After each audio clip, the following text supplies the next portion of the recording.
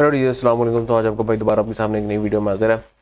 तो सबसे पहले एक डिस्क्लेमर दे दूँ इस वीडियो के बारे में कि ये वीडियो थोड़ी सी लंबी होने वाली है, तकरीबन 20-30, शायद उससे भी ज़्यादा। क्योंकि इस वीडियो में हमारा जो एम है वो एम ये है कि हम सारे टेक्निकल्स देखें, सारी रेंजेस देखें बैंक्स के बारे में। क्योंकि काफ़ी लोग कह रहे हैं कि हम मिज़ान बैंक में फंसे हुए हैं, काफ़ी लोग कह रहे हैं कि हम एफ में फंसे हुए हैं, काफ़ी लोग कह रहे हैं कि मिज़ान बैंक एक ही रेंज में घूम रहा है। तो उसके बारे में हमारा क्या स्टांस होना चाहिए, इसीलिए मैंने वीडियो बनाई है कि हम सारे बैंक्स को एक ही वीडियो में कवर कर ले।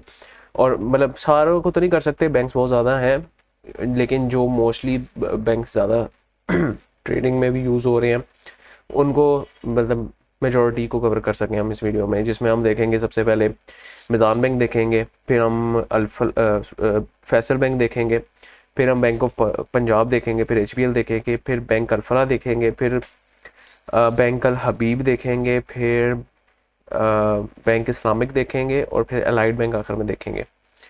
तो अगर तो आप लोग चाहते हैं कि आप ये सारे बैंक्स मतलब अगर आपके पास इनमें से एक दो बैंक्स हैं तो आप स्किप करके वो बैंक्स की देख सकते हैं। लेकिन अगर आप के पास आप चाहते हैं कि आप रन करें टेक्निकल एनालिसिस, क्योंकि मैं कोई प्री प्लान करके नहीं आया ना, मैंने कोई पहले एनालिसिस किया, तो मैं रन टाइम पे आपके सामने सारा एनालिसिस कर रहा हूँ। तो अगर आप चाहते हैं सीखना तो आप कोई चाहिए कि वीडियो पूरी देखें आप। बाकी अगर आपके पास टाइम नहीं है इतना तो आप अपने पर्टिकुलर स्टॉक को जाके स्किप करके वीडियो देख सकते हैं।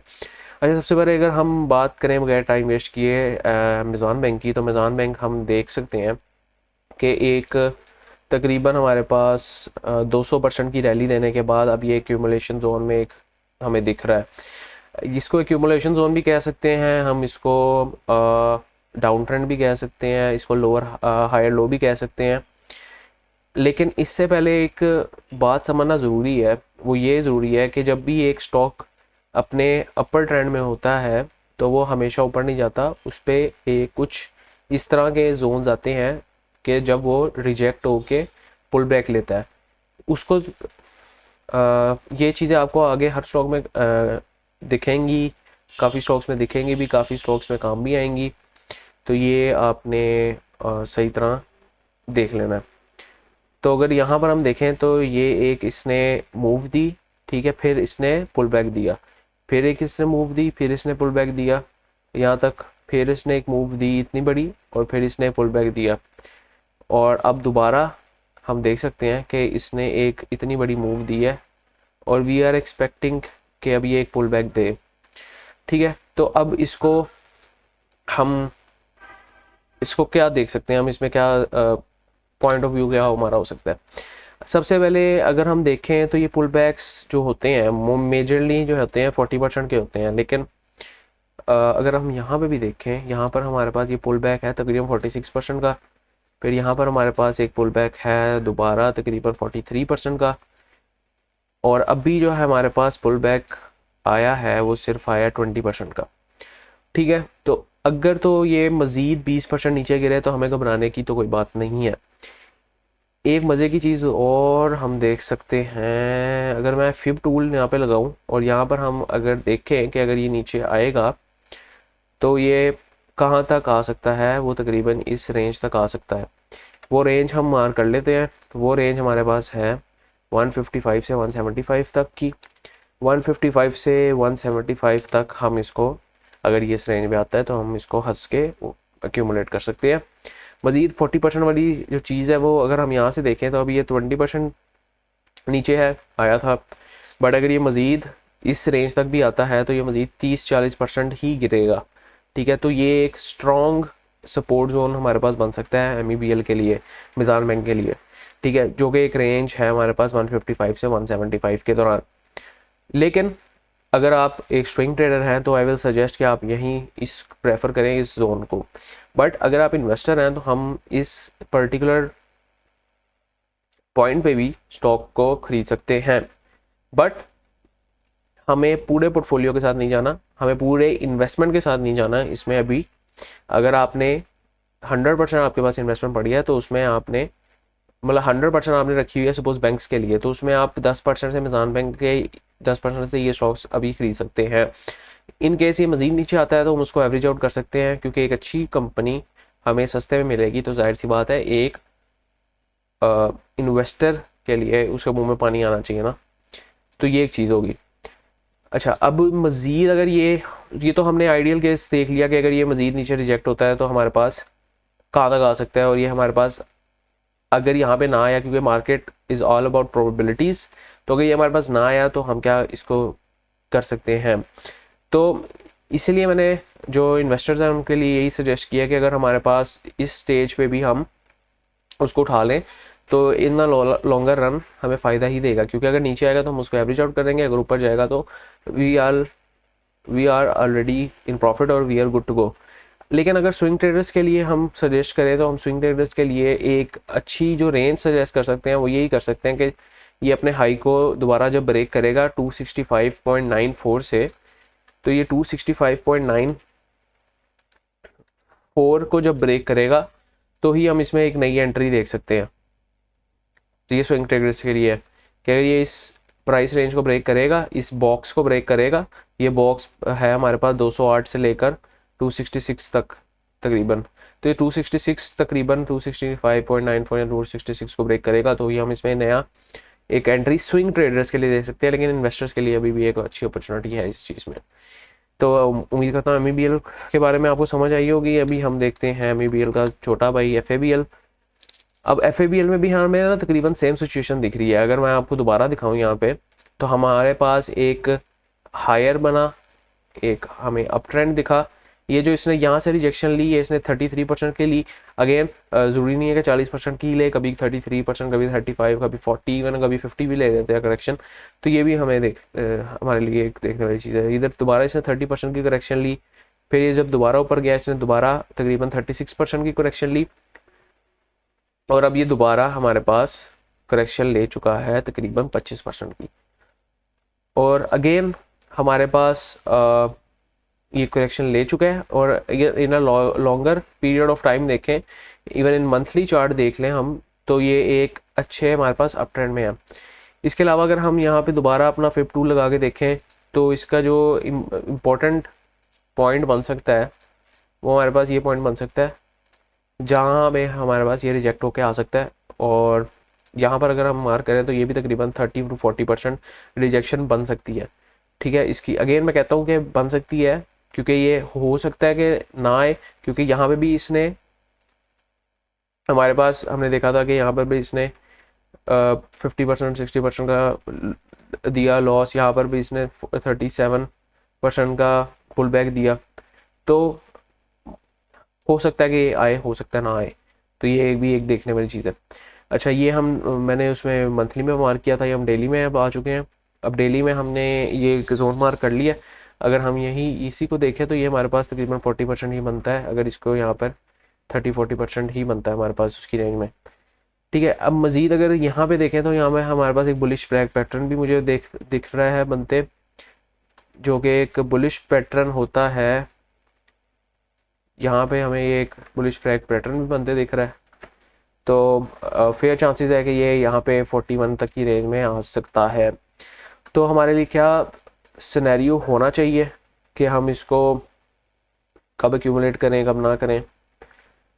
तो एक चीज, ये रेंज तो मैंने आपको बता दी कि इन वर्स्ट केसेस यानी यहाँ पे नीचे आता है तो हम यहाँ पर इसको अच्छी एक्यूमुलेशन कर सकते हैं।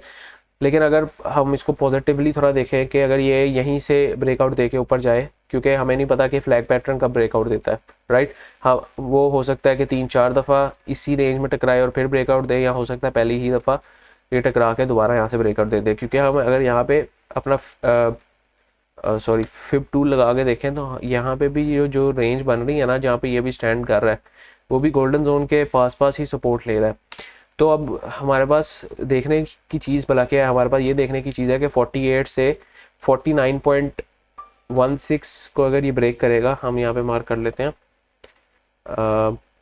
47.98, यहाँ इसको हम 48 ही कंसिडर करते हैं, से लेकर 49.58 तक अगर ये हमारे पास सस्टेन करता है, मतलब इसी रेंज में घूमता रहता है, तो हम इसको यहीं पे उठा सकते हैं।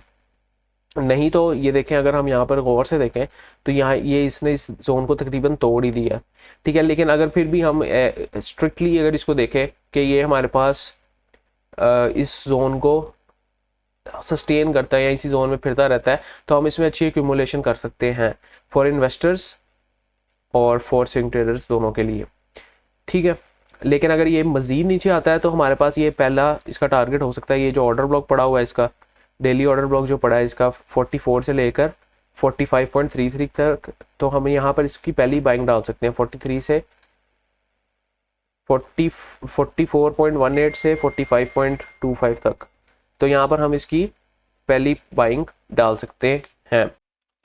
तो वो मैं लिख भी देता हूँ, हमारे पास यहाँ पर है 44.18 से लेकर 45.33 तक हमारे पास एक ये वाली बाइंग रेंज भी बन सकती है। इन केस ये इस जोन को भी तोड़ के फैसल बैंक नीचे आता है तो ये भी हमारे पास एक अच्छी अपॉर्चुनिटी हो सकती है बाइंग साइड के लिए। अब सपोज कि किसी ने ये एक स्विंग बिल्ड की थी और यहाँ पर उसने ख़रीदा था, तो अब उसने उसके लिए क्या टारगेट होना चाहिए कि वो कहाँ पे बेच सकता है। तो सबसे पहले तो अगर उसने एक स्विंग बिल्ड की थी, वो एक लॉन्ग टर्म इन्वेस्टर नहीं है, तो वो यहाँ पे बेच सकता था। लेकिन इन केस उसने यहाँ पे नहीं बेचा, तो अगर तो ये स्टॉक यहाँ पे होल्ड करता है वो यहाँ पे भी बेच सकता है, और अगर यहाँ पर भी नहीं बेचना तो वो दोबारा यहाँ पे एक्यूमुलेट कर सकता है और देन वो वेट कर सकता है एक लॉन्गर रन के लिए। अच्छा, ये दो स्टॉक्स हमने देख ली अभी। मैं मिनिमल सा थोड़ा थोड़ा बता रहा हूँ ताकि एक टेक्निकली चीज़ें भी हमारे पास क्लियर रहे और सारे स्टॉक्स भी हम देख सकें, क्योंकि वीडियो ऑलरेडी बहुत लंबी हो जाएगी। यहाँ पे हम अगर बैंक ऑफ पंजाब को देखें तो बैंक ऑफ पंजाब का सबसे पहले आपने देखना होता है जाकर किसी भी स्टॉक का लॉन्गर पीरियड में उसका टाइम फ्रेम में उसका क्या सिनेरियो है। अगर यहाँ पे हम लॉन्गर पीरियड में इसको देखें तो हमारे पास एक यहाँ पर इस तरह कुछ ट्रेंड लाइन टाइप बन रही है जिसको वो रिस्पेक्ट कर रहा है और वहाँ से रेजिस्टेंस लेता है। और यहाँ पर भी हमने एक विक में देखा कि यहाँ पर भी एक रेजिस्टेंस टाइप का एक जोन हमारे पास दिख रहा है। मोरओवर अगर हम यहाँ पे देखें तो एक ट्रेंड टाइप की फॉर्मेशन हमें दिख रही है कि, और यहाँ पर एक अहम सपोर्ट जोन भी हमें दिख रहा है कि जहाँ से वो सपोर्ट ले सकता है। तो एमओबी की बात करें तो एमओबी में जो फ्रेश एंट्री है वो मैं सजेस्ट किसी के लिए भी नहीं करूँगा, चाहे वो इन्वेस्टर है या स्विंग ट्रेडर है, क्योंकि उसमें जो फ्रेश एंट्री हमारे पास बनती थी वो इस पॉइंट में बनती थी राइट हेयर, क्योंकि ये एक अहम इसका सपोर्ट जोन था और वहाँ से इसने दोबारा पुल बैक लिया और तकरीबन 100% का गेन दिया। तो अभी हम क्या सजेस्ट कर सकते हैं इस स्टॉक के बारे में कि जिसने यहाँ पर स्टॉक उठाया है वो अगर उसने यहाँ पर नहीं बेच पाया तो वो यहाँ पर भी बेच सकता है, और इन केस नॉट श्योरिटी नहीं इस चीज़ की कि यहाँ पर जाके इस ट्रेंड लाइन को टच करे, तो इस मतलब ट्रेंड को टच करे तो उसकी श्योरिटी हमारे पास नहीं है, तो यहाँ पर भी इन केस आए तो वो वहाँ पे भी बेच सकता है। तो बीओपी में मैं सजेस्ट नहीं करूँगा कि हमें कोई फ्रेश एंट्री लेनी चाहिए, क्योंकि ऑलरेडी ये एक अपने डाउन ट्रेंड में है और हमारे पास इसकी कोई मतलब बाइंग रेंज भी अभी नहीं है। इसकी अच्छी बाइंग रेंज 3.99 से 4.9 तक है, जो कि अभी उससे वो ऊपर काफ़ी निकल चुका है। तो इसमें हम ज़्यादा स्टॉक्स लेंगे तो ऑब्वियसली गिरेगा ये, तो हमें ज़्यादा लॉस भी हो सकता है, क्योंकि ये जो 10 रुपये से कम स्क्रिप्ट्स होती हैं ना वो 1 रुपये तक गिर सकती हैं। ये मैंने शायद अपनी पिछली वीडियोस में भी बताया था। अगर हम नेक्स्ट स्टॉक की तरफ जाएं HBL के बारे में, तो HBL का भी हम मंथली देखें अगर हम, तो मंथली में हमारे पास ये अपनी अहम सपोर्ट जोन के करीब खड़ा है। ये हमारे पास एक सपोर्ट जोन है इसकी। अगर इसमें कोई भी फ्रेश एंट्री लेना चाह रहा है तो वो अभी ले सकता है, ठीक है। इसके मज़ीद हम पॉइंट्स देख लेते हैं कि अगर ये सपोज गिरता है तो कहाँ तक गिर सकता है। अब अगर हम यहाँ पे देखें तो यहाँ पे इन्वर्टेड हैमर टाइप की एक कैंडल बनी है, यहाँ पे एक डोजी टाइप की कैंडल बनी है, तो यहाँ पर हो सकता है कि ये स्टॉक मज़ीद हमारे पास नीचे गिरे। तो वो हमारे पास क्या कौन सी रेंजेस हो सकती हैं कि वो जहाँ तक जा सकता है, वो हमारे फिफ्थ टूल से हम देख लेते हैं। हमारी रेंजेस हो सकती हैं वो हमारे पास 95 से लेकर 105 तक की हम रेंजेस देख लेते हैं। 95 से लेकर हमारे पास 105 तक की रेंजेस दिख रही हैं हमें यहाँ पर।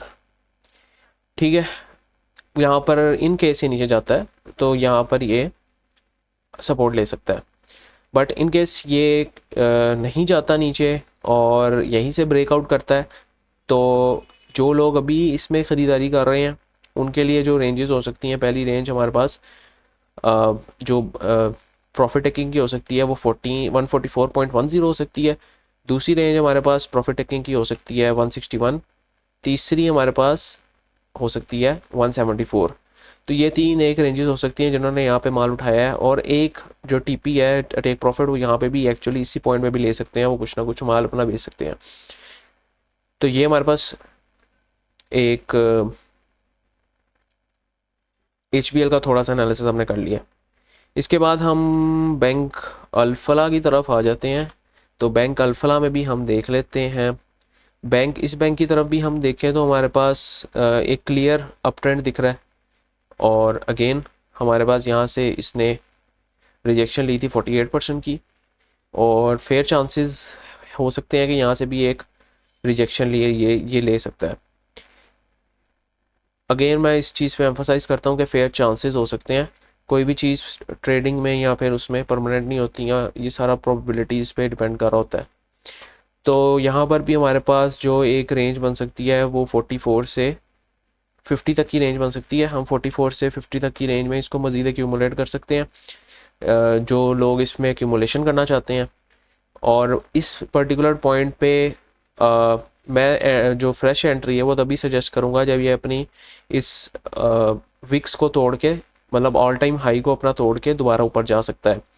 तो इसमें फ्रेश एंट्री हमारे पास तभी होगी जब ये 74 या 74 या 75 की रेंज को ब्रेक करेगा, तो हमारे पास फ्रेश एंट्री उसमें हो सकती है। अदरवाइज़ इसमें जो एंट्री है वो हमारे पास इसी रेंज में हो सकती है 44 से 50 की रेंज में। जो लोग लॉन्ग टर्म के लिए होल्ड करना चाह रहे हैं, कंपनी को फंडामेंटली देख सकते हैं और इसमें मज़ीद एक्यूमुलेशन वगैरह कर सकते हैं। जिन्होंने यहाँ पर ख़रीदा है या नीचे ख़रीदा है तो वो इस पॉइंट पे एक्यूमुलेशन जोन एक तरह से है, या इसको रिजेक्शन जोन भी कह सकते हैं, इस पे भी वो अपना प्रॉफिट टेकिंग कर सकते हैं और माल बेच सकते हैं। तो ये था बैंक अल्फला के बारे में, हमने थोड़ा बहुत देख लिया। अब हम देख लेते हैं HBL के बारे में भी हमने देख लिया। अब बैंक अल हबीब के बारे में देख लेते हैं। सिमिलर सिनेरियो में यहाँ पर भी बैंक अल हबीब में भी दिख रहा है। यहाँ पर इसने एक रिजेक्शन दी 43% की, फिर दोबारा इसने रिजेक्शन दी 48% की। अब we are expecting a rejection again, जो कि हमारे पास तकरीबन वही पॉइंट्स हो सकते हैं। अगेन फेवरेट ट्रेसमेंट, मैं आपके सामने बार बार इस चीज़ को इसलिए यूज़ कर रहा हूँ ताकि आप लोगों को भी पता हो कि इसको कैसे यूज़ करना है। ठीक है, तो हमारे पास जो इसकी बाइंग रेंज हो सकती है, इनके से यहाँ से नीचे आए तो 72 से 83 की रेंज हो सकती है। 72 से 83 की रेंज। और अगेन फ्रेश एंट्री इसमें तभी हम सजेस्ट कर सकते हैं जब ये अपनी 122 की रेंज को तोड़ेगा। तो हम 123 को कंसिडर कर लेते हैं कि जब 123 को तोड़ेगा तो ही हम इसमें फ्रेश एंट्री लेंगे। और दो सिनेरियो में फ्रेश एंट्री हो सकती है, एक जब इस हाई को तोड़े और एक जब ये इस पॉइंट पे आए, या उससे पहले अगर हम देखें तो यहाँ पर एक ऑर्डर ब्लॉक भी पड़ा हुआ है और इस ऑर्डर ब्लॉक की तरफ भी मार्केट आ सकती है दोबारा, और वो इसी रेंज में आती है तकरीबन। तो अगेन बैंक अल हबीब के बारे में भी हमने देख लिया।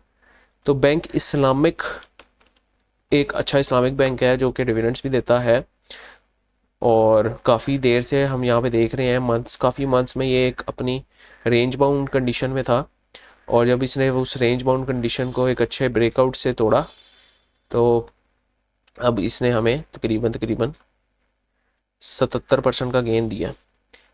तो गेन इसमें जो लोग इन्वेस्ट करना चाह रहे हैं लॉन्ग टर्म के लिए तो उनको यही रेंजेस देखनी चाहिए। एक तो हमारे पास रेंज बनती है 116 से 18 के दरमियान, 16 से 18 रुपए के दरमियान एक रेंज बनती है हमारे पास। तो यहाँ पर वो एक्यूमुलेशन कर सकते हैं। और दूसरी रेंज हमारे पास ये सपोर्ट जोन बनता है 15.21 का, यहाँ पर भी उठा सकते हैं माल। हो सकता है ये इससे सपोर्ट बना के दोबारा ऊपर चला जाए, लेकिन फेयर चांसेस 50-50 चांसेस ये भी है कि ये दोबारा इसी रेंज में आगे घूमना शुरू हो जाए। हो भी सकता है क्योंकि ये एक इसकी हाईली डिफाइंड रेंज है, क्योंकि इसमें ये 2014 से लेकर 2024 तक इसी रेंज में घूमता रहा है। तो ये भी हो सकता है। और एक चांस ये भी हो सकता है कि यहाँ पर एक अपनी नई रेंज डिफाइन करे और वहाँ पर घूमता रहे, और इन केस फिर अगली जब बुल रैली आए और तब ये दोबारा इसको यहाँ से शूट आउट कर सके। ये भी एक पॉसिबिलिटी हो सकती है। अगर हम RSI में देख लें, RSI हमें क्या शो कराता है। जो RSI हमें शो करवाता है वो हम डेली में देख लेते हैं। देखें यहाँ पे भी ये अपनी उसी रेंज में घूम रहा है। अगर हमने डेली में इसको कन्वर्ट किया ना, तो ये अभी उसी रेंज में हमारे पास एक नई रेंज डिफाइन की है इसने, और अभी उसी में रोम अराउंड कर रहा है। वीकली में भी देखें तो हमारे पास यही सिनेरियो है। इसके अलावा अगर हम RSI को देखें तो RSI हमारे पास ये नीचे आ रहा है, लेकिन प्राइस हमारे पास स्टेबल है, जिसका मतलब ये है कि it is like accumulation zone, और अभी इसके गिरने के चांसेस नहीं दिख रहे RSI वगैरह को देखकर। तो ये एक एक्यूमुलेशन जोन है। तो अपनी ट्रेड्स और अपनी इन्वेस्टमेंट्स अकॉर्डिंगली आप प्लान कर सकते हैं। लास्ट हमारे पास स्क्रिप्ट है ABL, allied bank. Allied bank भी इसका भी सिंपल सिनेरियो हमारा उसी की तरह है। अगर हम यहाँ पे वीकली चार्ट में देखें तो इसकी एक डाउन ट्रेंड चल रहा था, जो इसने अपना प्रॉपर डाउन ट्रेंड दिखाया था। एक रेंज बाउंडेड डाउन ट्रेंड हमारे पास चल रहा था, लोअर लोज और लोअर हाइज के साथ। जब इसने उस रेंज को ब्रेक किया अप्रैल में जब रैली स्टार्ट हुई, तो ये तकरीबन हमारे पास 50% का गेन इसने दिखाया। अगेन अगर तो हम इसको लॉन्ग टर्म के लिए रखना चाह रहे हैं तो इसमें फेयर चांसेस ये भी हो सकते हैं कि दोबारा अपनी इसी रेंज को दोबारा कंटिन्यू करें, या एक ये चांसेस हो सकते हैं कि यहाँ सर अपनी एक नई रेंज बनाए। अब हम देख सकते हैं कि इसका जो प्रीवियस हाई था, ये प्रीवियस हाई था इसका, ये इसने अपने प्रीवियस हाई को तोड़ा और एक हायर हाई बनाया, मतलब एक डाउन ट्रेंड से अप ट्रेंड में कन्वर्ट हो चुका है। तो अब हमारा सिनेरियो क्या होगा, इन्वेस्टमेंट पर हमने किस तरह करनी है वो भी हम देख लेते हैं। तो हमारा सिनेरियो इसमें ये हो सकता है कि चूंकि हमने ये देखा है कि इसका ये वाला रेंज ब्रेक हुई है, तो जब तक ये 93 से ऊपर है, 93 से ऊपर है, तो ये एक सेफ साइड पे है थोड़ा, क्योंकि अगर ये दोबारा 90 के नीचे आएगा तो दोबारा अपनी उसी रेंज में चला जाएगा और दोबारा लोअर लोज बनाएगा। तो जब तक ये 93 से ऊपर है, ये हमारे पास एक सेफर रेंज में है।